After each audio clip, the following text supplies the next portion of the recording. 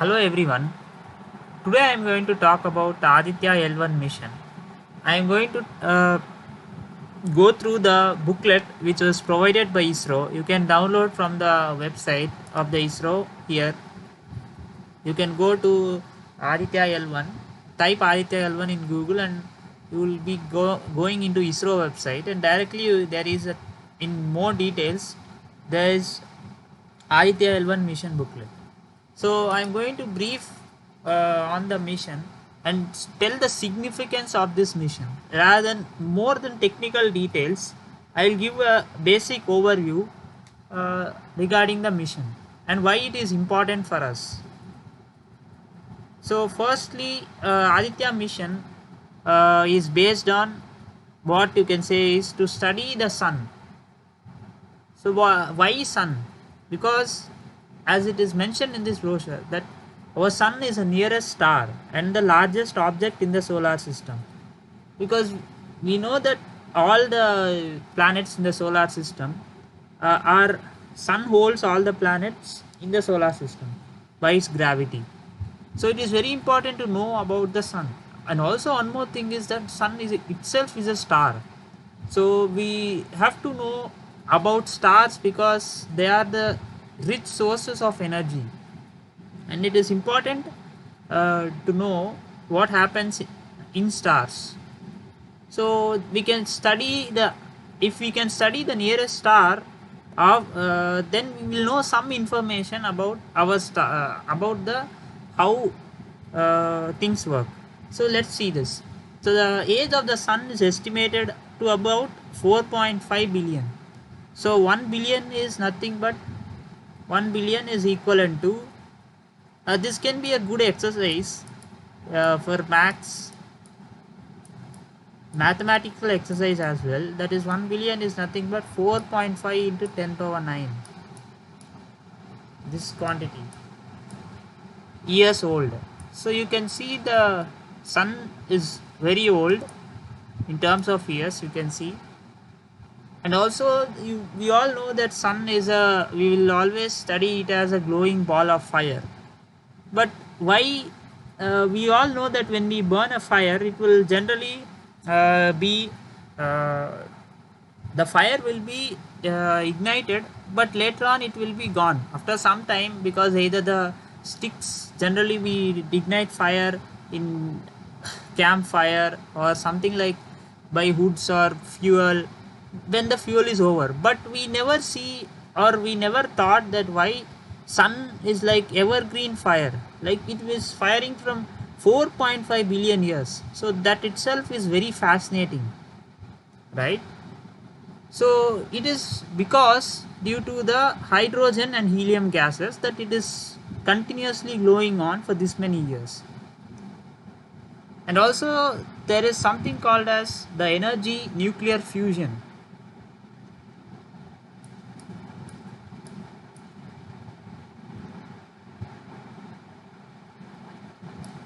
You can search, those who are interested can go through what is nuclear fusion. We all know about the nuclear weapons. They are based on nuclear fission. But nuclear fusion is something different from nuclear fission. But that is not the topic or discussion right now. So I am going to go through now. Similarly, the distance of the sun from Earth is 150 million kilometers. So 150 million.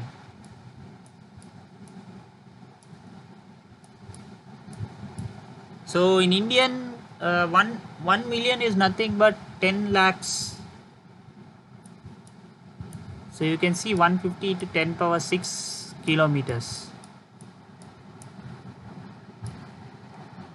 But generally, this distance is very far away and is a source of energy for our solar system. So not only for Earth but to entire solar system, the sun is a source of energy. Without the solar energy, the life on Earth as we know cannot exist. This is very clear. The gravity of the sun holds all the objects of a solar system together. At the central region of a sun, known as the core, the temperature can reach as high as 15 million degrees. So 15 million degrees. You can imagine 15 million.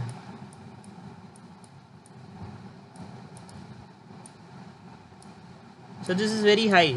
We generally in everyday life we see around 30 to 40. In India we will generally see around 30 to 40, between 20 to 40, or in the summer, or even sometimes above 45 as well. But 15 million degrees Celsius. So this is very high temperature. At this temperature, the process called nuclear fusion takes place in the core, which powers the sun.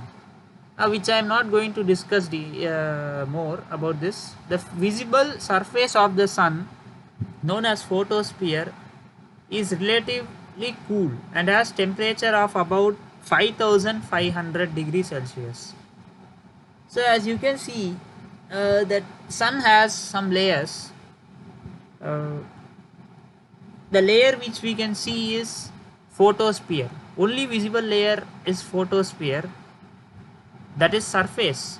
So you all heard about corona, but that is not corona. Corona is the outer layer of the sun, which we have mostly. The whatever we do research is based on only we know about corona.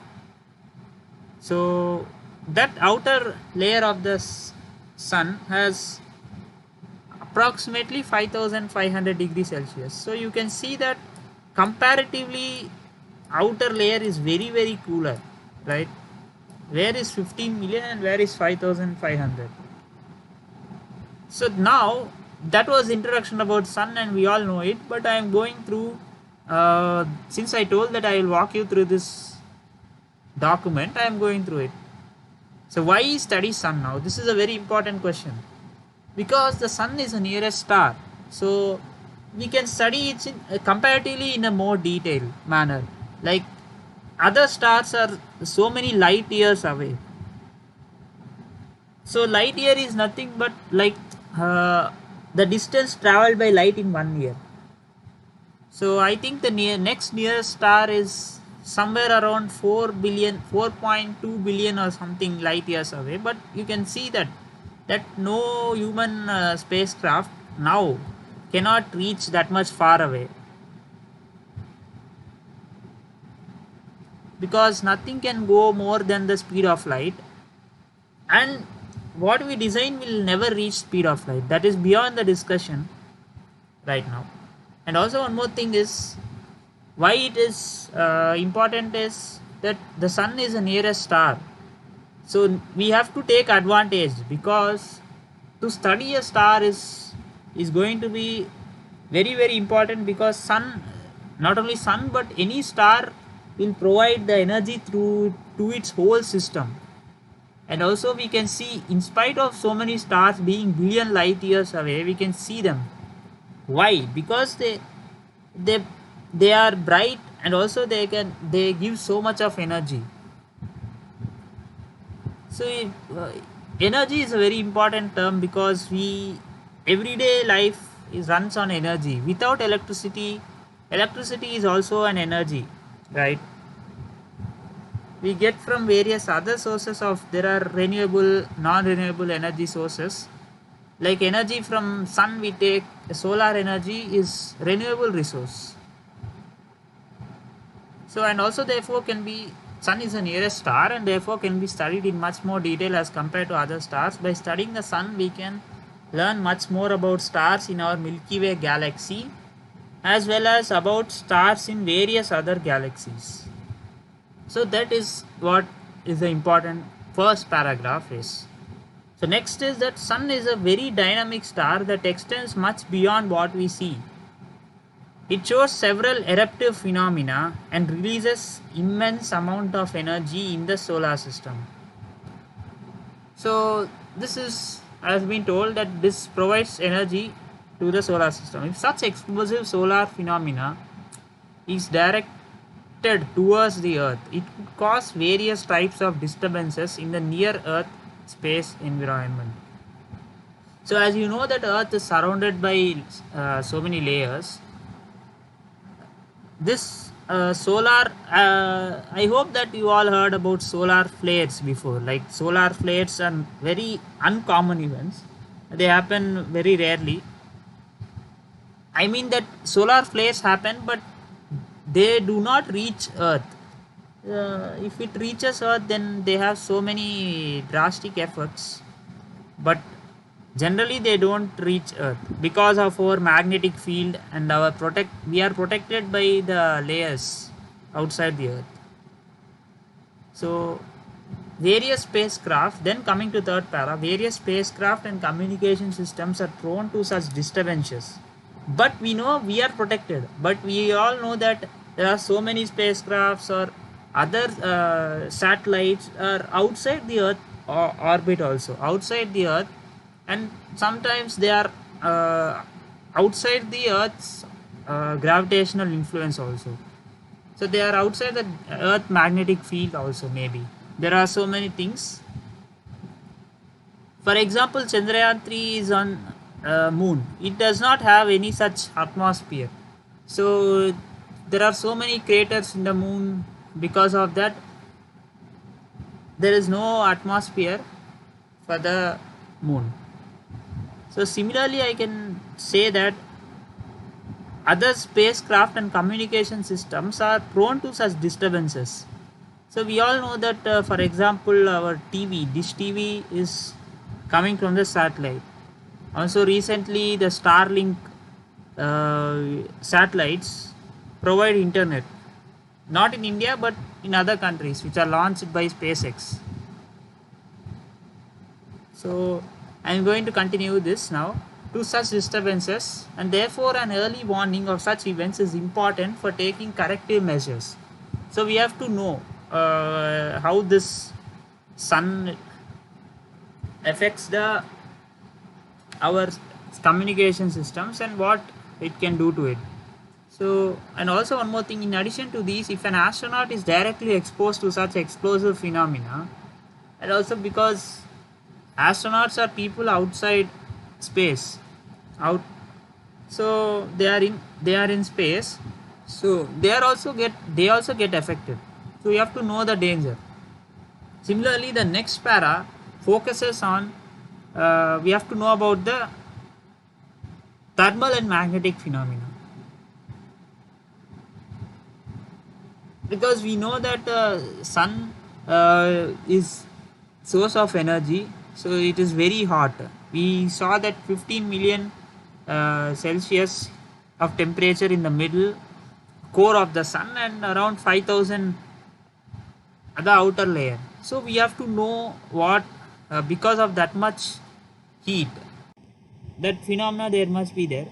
Thus the sun also provides a good natural laboratory to understand those phenomena which cannot be directly studied in the lab.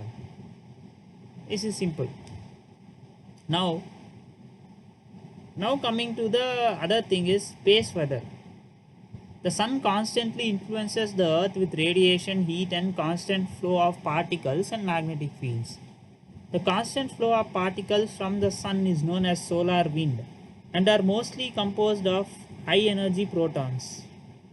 The solar wind fills nearly all the space of the known solar system. Along with the solar wind, the solar magnetic field also fills the solar system. So these are nothing but how the sun affects the other planets. This is mentioned here. Along with the solar wind, the solar magnetic field also fill the solar system. A solar wind, along with other explosive eruptive solar events like coronal mass injection, affects the nature of space. So like there is layer called corona which will inject, outer layer of the sun is called corona. Sometimes it will eject the mass outside, which can be very dangerous. So during such events, the nature of magnetic field and charged particle environment near to the planet change. So it is everything about the charge, magnetic field. It is very important to understand it. You probably everyone will read about it in 12th standard physics. Those who are interested can go through it about the magnetic effects of the earth. So also it is important that we have to and also one more thing is that our magnetic field of the earth is it will get affected by these events because sun's magnetic field is very strong compared to our earth. So we have to know what are these effects, right? In case of the earth, the interaction of earth magnetic field with field carried by CME can trigger a magnetic disturbance near the earth. Such events can affect the functioning of a space assets. So this is I already told now. Space weather refers to changing environmental conditions in space in the vicinity of the earth, near the earth. Vicinity means near the earth and other planets. We use more and more technology in space, as understanding space weather is very important. Also, understanding near earth space weather sheds light on behavior of space weather on other planets. So this is nothing to explain, it is very self-explanatory. Now coming to about Aditya L1. So Aditya L1 is the first space-based observatory class Indian solar mission to study the sun. So the spacecraft is planned to place in a halo orbit around the Lagrangian point 1. So there are some points in space where the gravity is neutral. Like you will not get attracted by any object. For example, I'll go below to tell you more. These are Lagrange points which we call this is Earth and Sun, and this is Moon. So there are totally 5 Lagrange points in the Sun-Earth system. You can see that. Generally for scientific purposes, only 2 points are used, L1 and L2. This L4, L5 and L3 are largely unexplored. So I am not going to consider. So our spacecraft of Aditya L1, which will be launched, will be orbiting around L1 Lagrange point. Now coming back.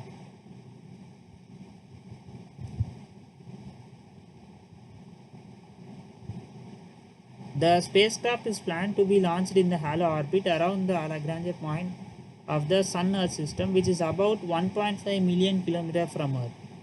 The satellite placed in the halo orbit around the L1 point has a major advantage. So now this is important. Why they are choosing L1 point and why they are not going other place.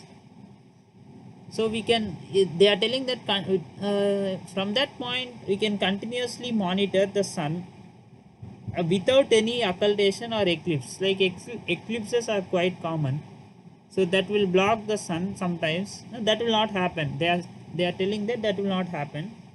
Similarly, this will provide a greater, so you know that if we continuously get the data from something, then we have more information and we can do more analysis from it.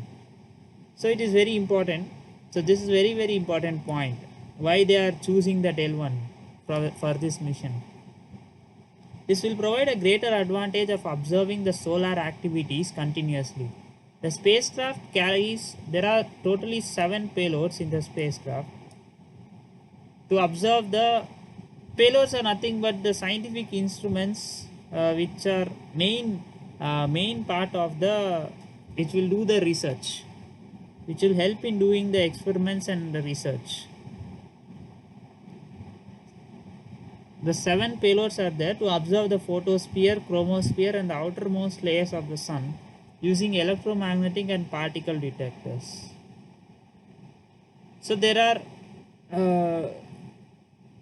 some layers around the sun which I am going to show you.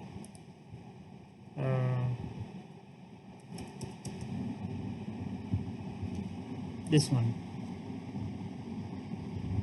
So if you can see, this is from NASA website, that these are the layers of the sun. The first outermost layer is corona, then chromosphere, photosphere. So you can see in that this one, that they are going to observe the photosphere. Where is photosphere? Photosphere is here. So the third layer, photosphere, chromosphere and outermost layers of the sun, corona, using the electromagnetic and particle detectors. So there are detectors placed. Using the special vantage point of L1, 4 payloads directly view the sun. So out of 7 there are 4 which will be for observing the sun, and the remaining 3, what they will do is they will conduct their in situ, means inside the satellite itself. They will be inside this observatory itself, they will be doing the research. In situ studies of particle and fields at the Lagrange point L1. So these are the why there are 7 payloads they are choosing. They have mentioned it here briefly. The suite of Aditya L1 payloads are expected to provide most crucial information to understand the problems of coronal heating, coronal mass ejection, pre-flare and flare activities. And there, I told that there are solar flares which are very rare, but they will affect the earth. So we have to know what happens before that flare or after that flare, and so that we can do some protective measures. Similarly, and their characteristics, dynamics of space weather, study of propagation of particles and fields in the interplanetary